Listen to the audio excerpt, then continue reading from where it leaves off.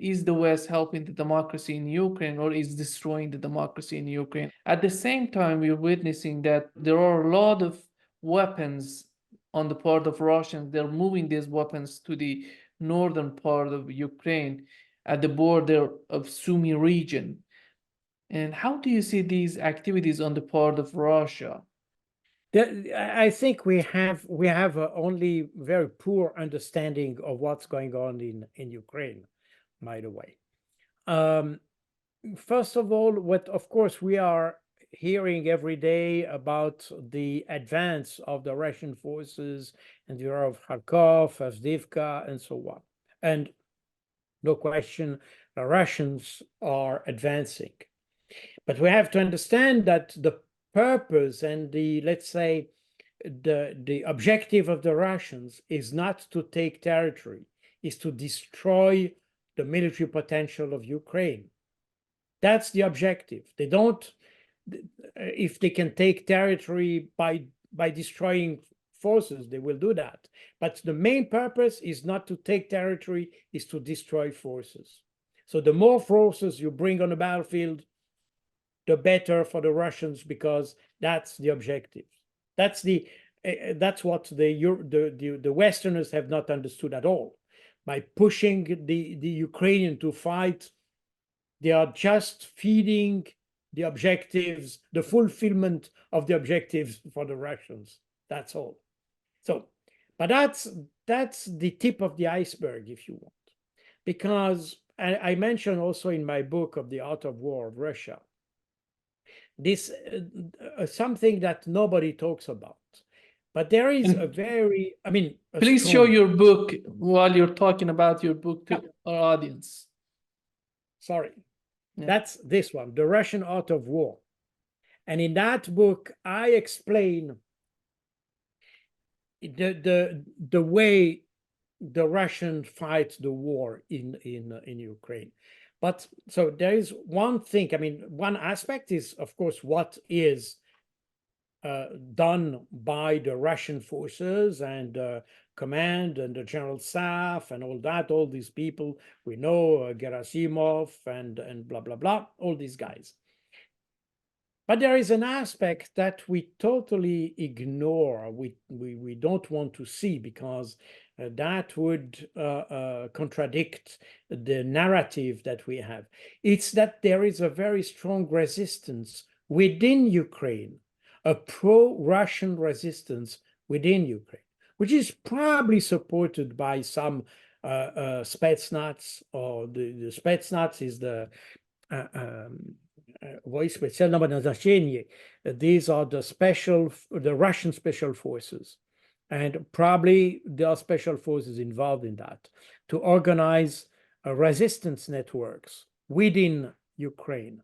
And these resistance networks do a lot of job in destroying the logistics, destroying ammunition depots, destroying power plants, destroying or derailing trains and things like this, as the French resistance did during World War II, or as did the Soviet partisans in the rear of the German forces in World War II. Exactly the same thing. And that happens in Ukrainian territory. The problem of that situation is that it created a chaos within the Ukraine, and that led to also different actors to let's say start their own war within Ukraine, including the special service, the SBU, which is the SBU is the counterpart of the FSB in Russia. The FSB is a security service. It's a service which is responsible for domestic security. It includes armored units. It's cannot be compared to the FBI in the United States. The FBI is a police that is not really able to enforce, but FSB has even units, military units, if you want. And that's the same for SBU. You have special units, special forces that are able to conduct covert activities in Ukraine and outside Ukraine. You probably heard about a lot of oligarchs that have been killed in Spain, in Europe, even in Russia, by the way. And this was done by the agent of the SBU. So it's a very powerful organization. But the problem is that this very powerful organization tends to have a kind of a parallel command structure within the Ukrainian state. And that's why you have periodically, you had that at the beginning of 2023, and you had that also in summer 2023 in Ukraine, and now you have also some purges that are done by the Ukrainian government against these SBU forces because they become like a state within the state. So that means that the Ukraine is no longer the Ukraine we tend to portray in the West with a nice government and things that we see in Western countries with a kind of a stable political structure and all that. You have several parallel structures that act maybe not even to the knowledge of the political command, I mean, Zelensky, for instance. So I don't know exactly because obviously I'm not involved or informed about the details of the inquiry about, not the inquiry,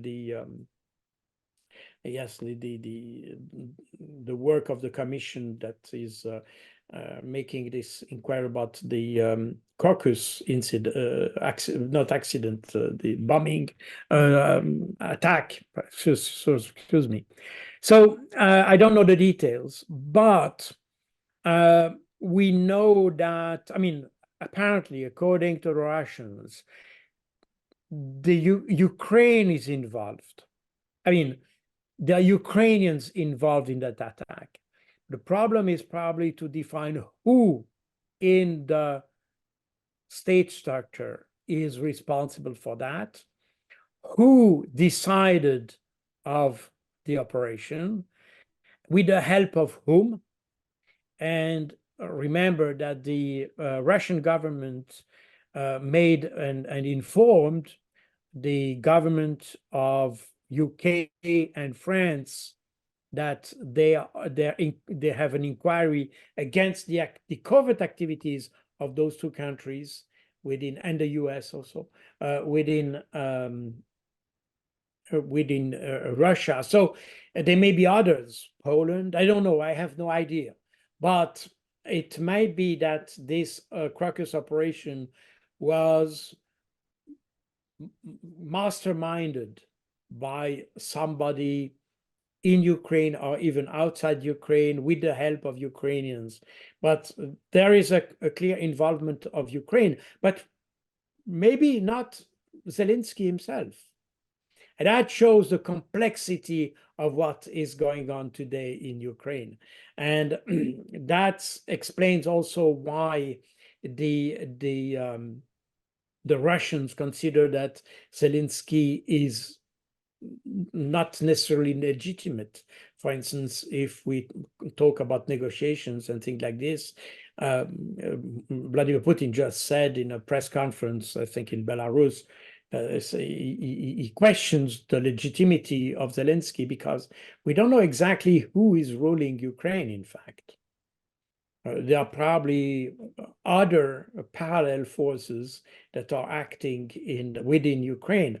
And this is not completely new because you may remember that in 2019, as Zelensky was elected in April 2019, he was elected with the program of making peace with Russia.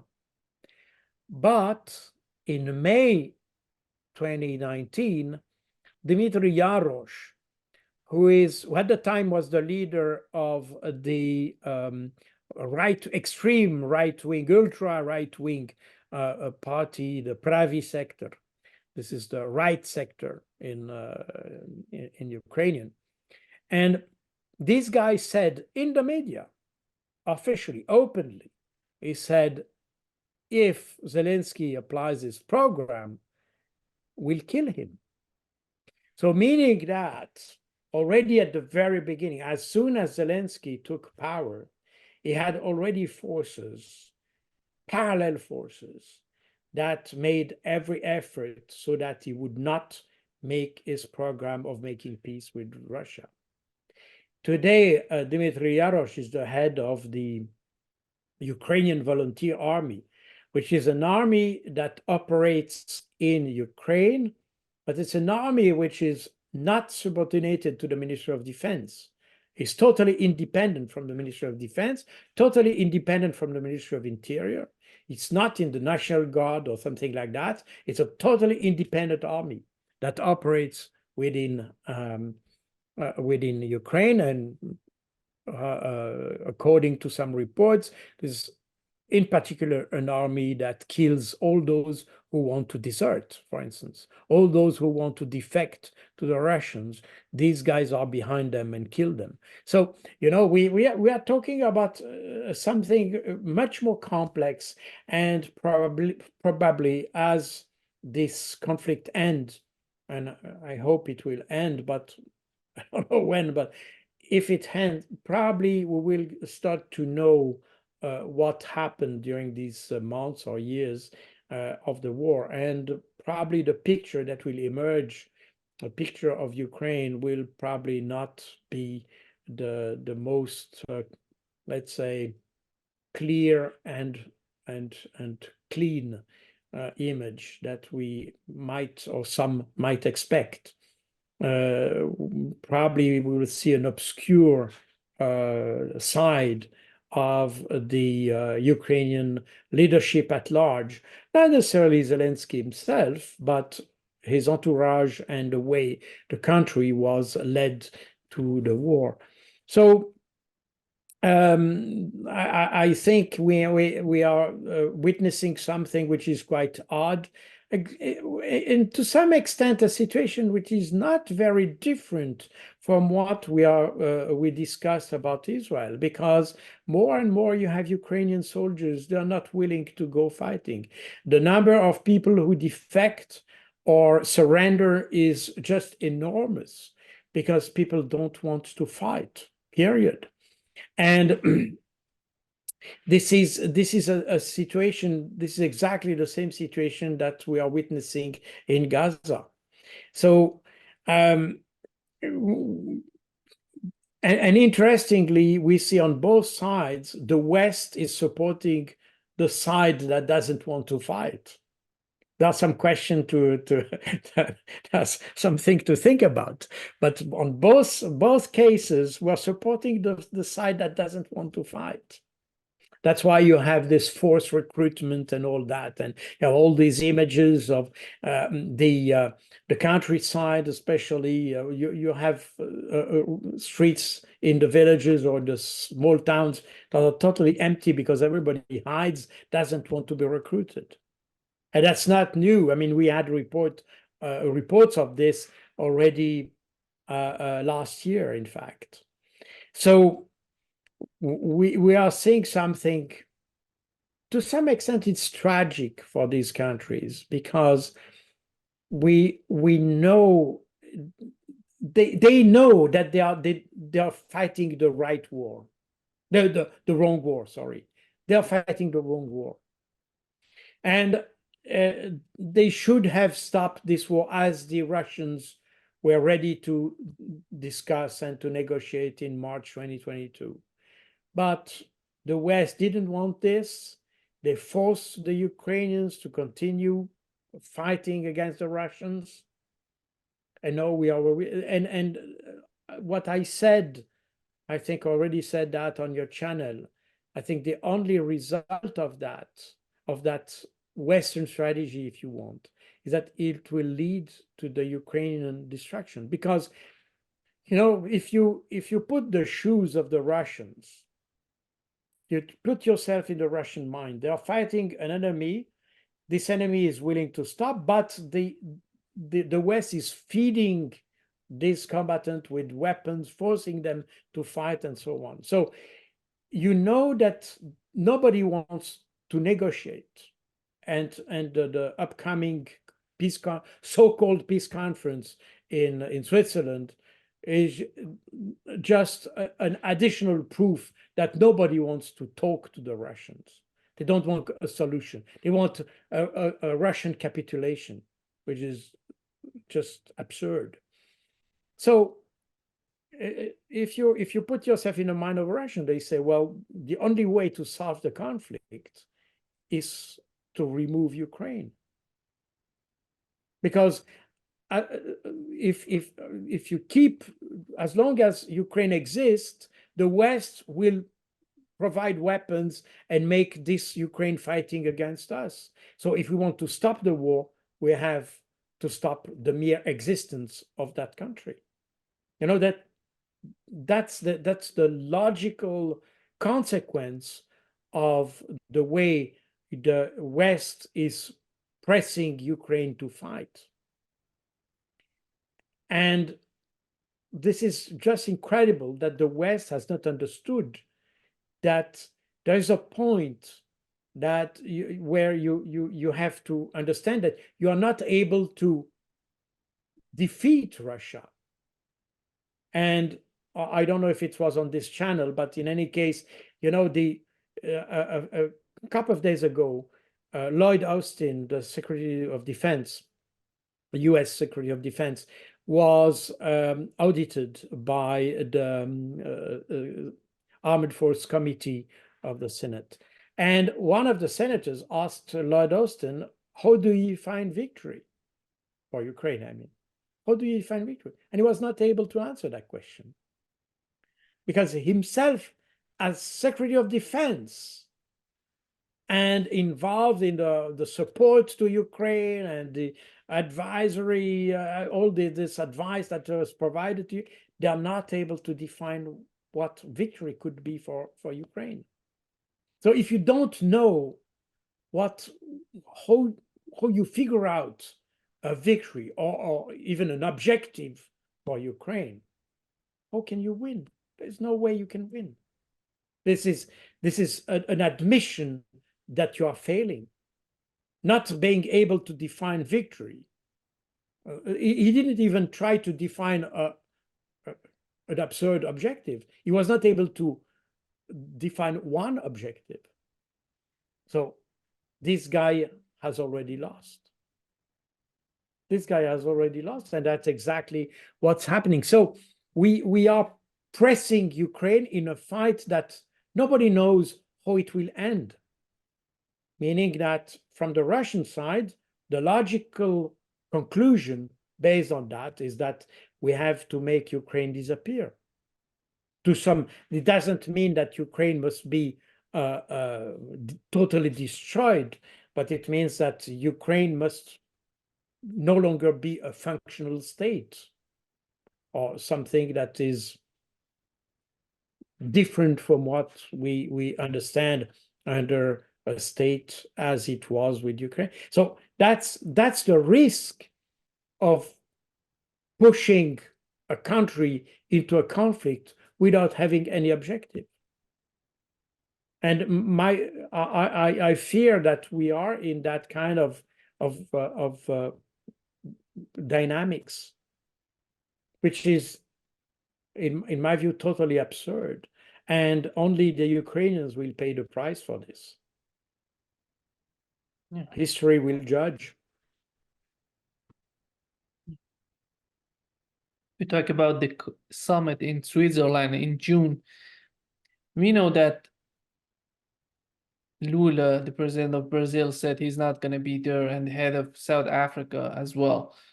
And it seems that China is not going to send anybody there. Even Biden, he said, Bloomberg report that Biden is not going to participate. Yeah. What they're doing in Switzerland, what is that all about PR? If they want to provide Ukraine with more support from other countries, even in that direction is not working for them. Well, We have to understand that the peace plan or the peace formula, as it was named, the Zelensky peace formula, that's the name of the plan. That's a plan that was designed at the end of 2022. And in July 2022, if you remember, Zelensky and General Zaluzhny, who was at the time the head of the chief of the Ukrainian armed forces, promised to have an offensive that would lead to the total victory, and they promised that they would have a 1 million army to fight the Russians, and that in 2023 they would reconquer Crimea and all that. And this idea was started in July 2022. And in September 2022, at the UN General Assembly, Zelensky proposed a plan, a peace plan. But in fact, this peace plan, it was at the time, it had 5 points. This peace plan was in fact a capitulation plan for Russia, because it was based on this idea that the 1 million army would defeat the Russians, and that thing would be solved. And this they promised a first offensive in fall 2022. This didn't happen. They lacked ammunition, and then they asked for the Americans to have new tanks and all that, because in fact they had no ammunition, no tanks, no hardware anymore. And that led to the offensive of 2023. And at the end of 2023, Zelensky, and from June, as soon as this counteroffensive started in effect in early June 2023, from that point on, Zelensky resurrected his plan, but then he decomposed the 5-point into a 10-point plan, which is, again, in substance, a capitulation plan for Russia. And that was based on the assumption that the Ukrainian offensive or counteroffensive would be successful, and they would be able to repel the Russian forces to the 1991 borders. And the plan was presented on several occasions. It was presented in June 2023 in Copenhagen. Then it was presented in a so-called peace conference in August 2023 in Jeddah in Saudi Arabia. Then it was presented again in October 23 in Malta, and then again in January 2024 in Davos, just before the World Economic Forum in Switzerland.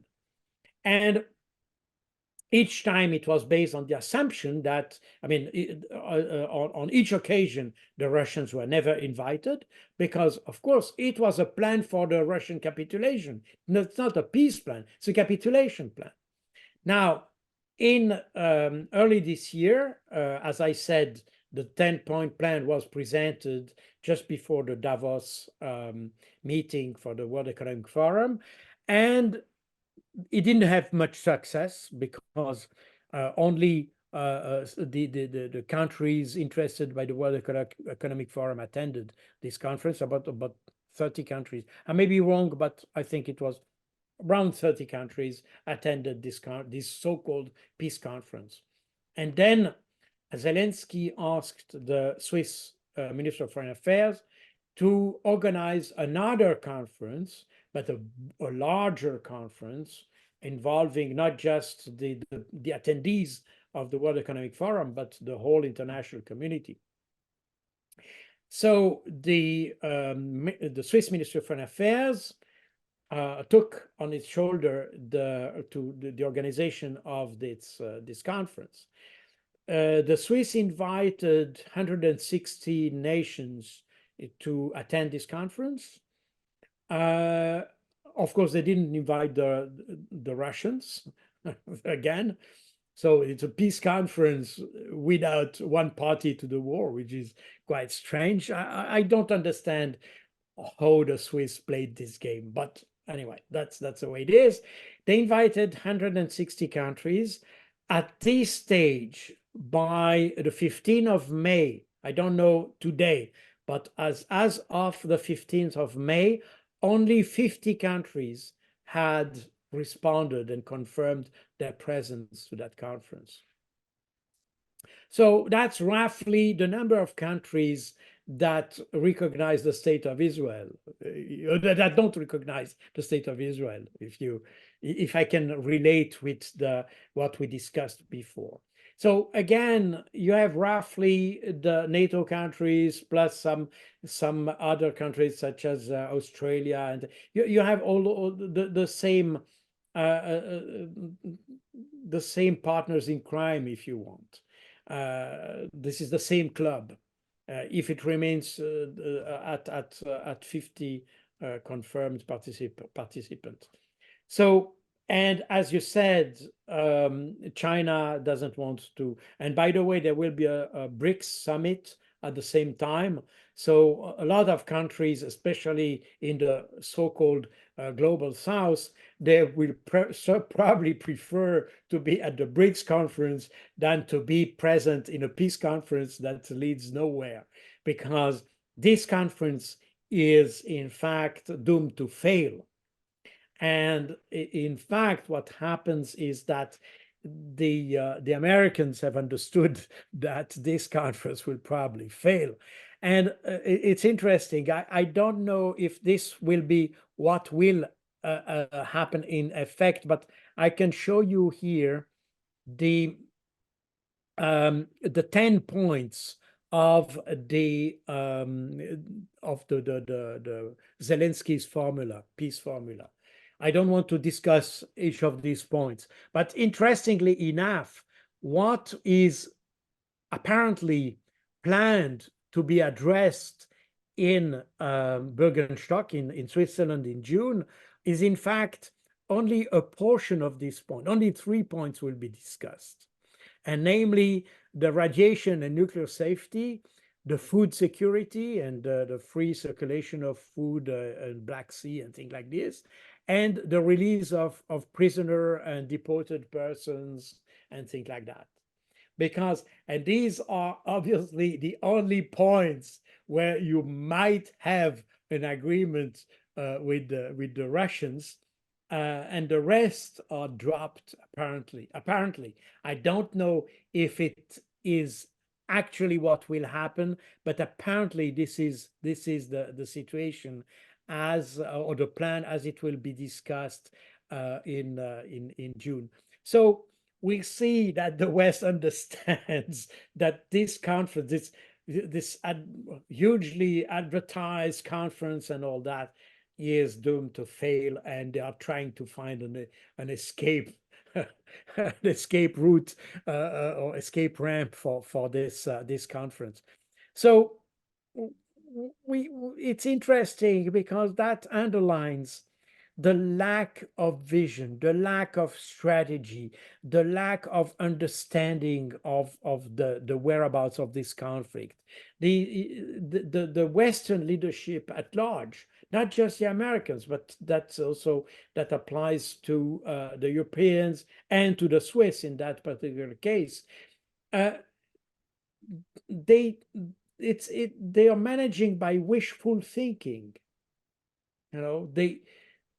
This is totally disconnected from any reality.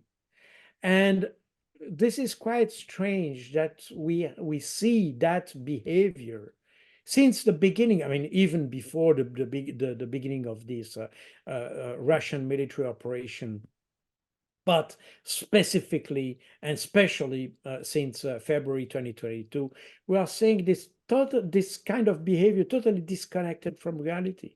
And again, that relates very much to the Israeli behavior in Gaza. It's totally disconnected from reality.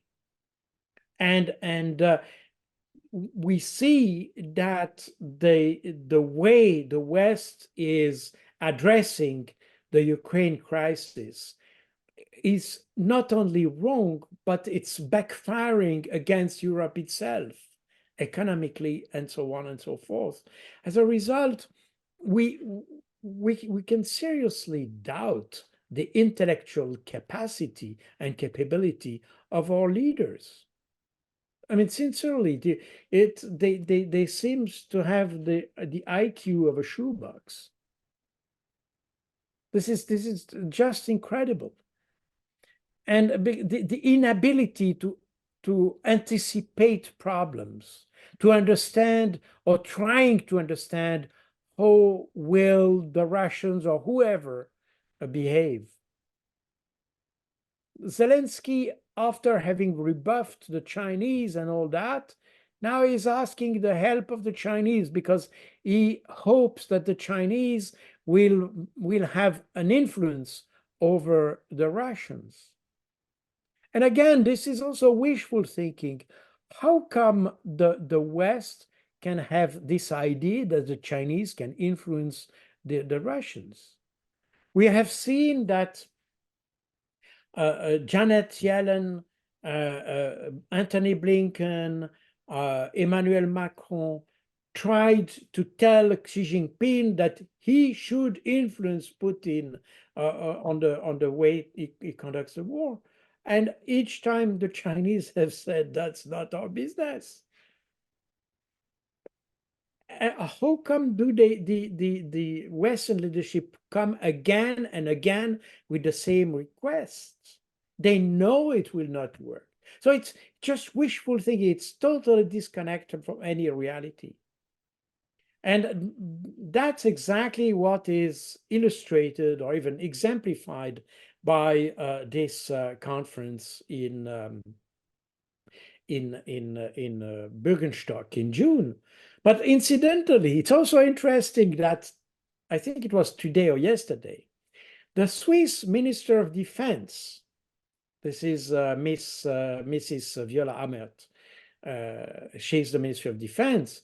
Now she proposing a new peace conference, another peace conference involving then the Russians. So, you know, how come didn't they come to this idea before? And using the opportunity of this conference in Bürgenstock, which is announced in mid-June, why didn't they anticipated the issue of Russia and invite Russia after that? You know, when you see this kind of thing, you understand the way Vladimir Putin answers. And that was during the interview he had with Tucker Carlson, by the way, and also in the last press conference he gave in Belarus. That Putin said, well, but, you know, even if we decide something, how are we sure that anybody will come afterwards to change everything and throw overboard the agreement we had?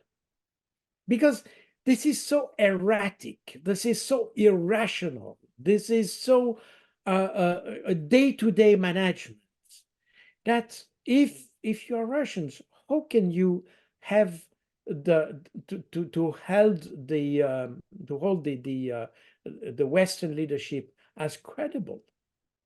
They have absolutely no credibility whatsoever.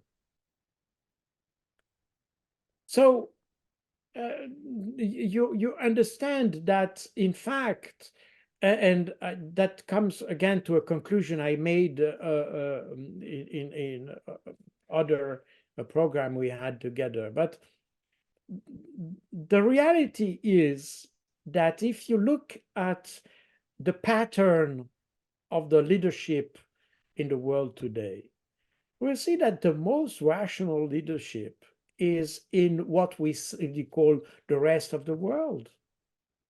The Russians, the Chinese, the Iranians, the African countries, and all, these are the most rational decision makers. We saw that, we discussed that with the reaction, the Iranian reaction to the Israeli attack in Damascus. We saw that the reaction was well thought. They didn't went into kind of hip shooting exercise. They waited. They took contact with the Americans and all that, to make sure that their reaction will not trigger World War III. So it was very well measured. It was very well calculated. And even the reaction itself was so well calculated that it didn't cost a single human life. So we see that we have in the rest of the world, we have a so rational, so intelligent kind of leadership. We may agree or not with the political system in Iran, in China, in Russia, or elsewhere in the world. I'm not discussing that. But what we can certainly say is that regardless of the political system, the leaders are extremely rational.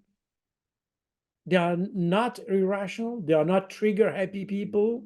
They are doing things after a profound and thorough calculation. And when they're obliged to act, as it was the case for Russia in February 2022, as it was the case in Iran after the 1st of April attack, the Israeli attack, or as it is today in the Taiwan issue for China. We see that we push those countries to act. They are wise enough not to overreact and to act in a very measured way, showing that they are perfectly able to weigh the consequences of what they do, and they do things knowing exactly what they are doing. On the other hand, on the Western side, I'm not sure that everybody understands the consequence of what they are doing. They do things without knowing what will happen, and that, by the way, begs another question, because, as you know, I come from the strategic intelligence, which is basically the intelligence that advises the government on the situation. But that, what we are witnessing today in the West, to me, as an intelligence professional, indicates that the role of strategic intelligence is just nil. People act without any rational advice. This is just hip shooting. That's it. This is hip shooting. So that concerns me, because we see that, and of course you have all these declarations about possible the use of weapons against Russian territory, and all this kind of discussion that we will probably not discuss right now, but that indicates that these guys are just in a dynamics of getting towards war without understanding the consequence of what they're doing. Fortunately, the Russians are wise enough to warn these people and saying, be careful, because what you just said may have consequences. And by the way, you can see that after the declaration of David Cameron and Emmanuel Macron about the use of weapons against Russian territory and the use of French troops in Ukraine, and when the ambassadors of the two countries were called in Moscow, or were they summoned, in fact, by the foreign ministry. After that, the two countries backed off a little bit.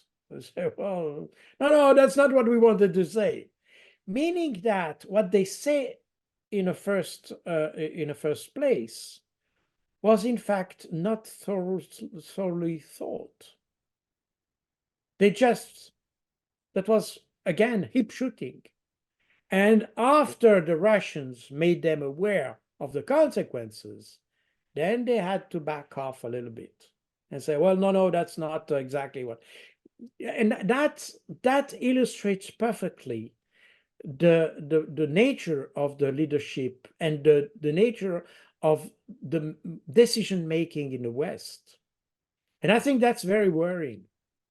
That's what worries me, because I in my professional life I was very close to decision making in various capacities, but I was very close to the political decision making in international organization in my country and so on. And today what I'm seeing is that the decision making is totally erratic.